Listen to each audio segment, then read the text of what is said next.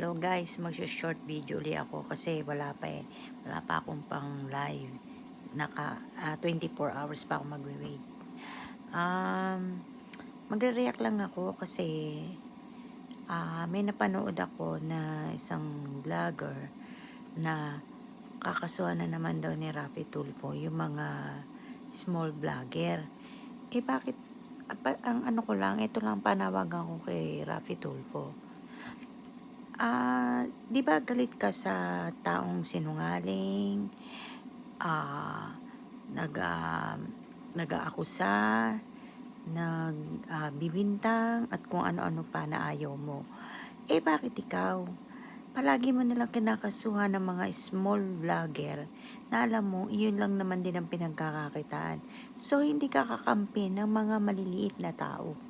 Kaaway mo kasi sila ang inaaway mo.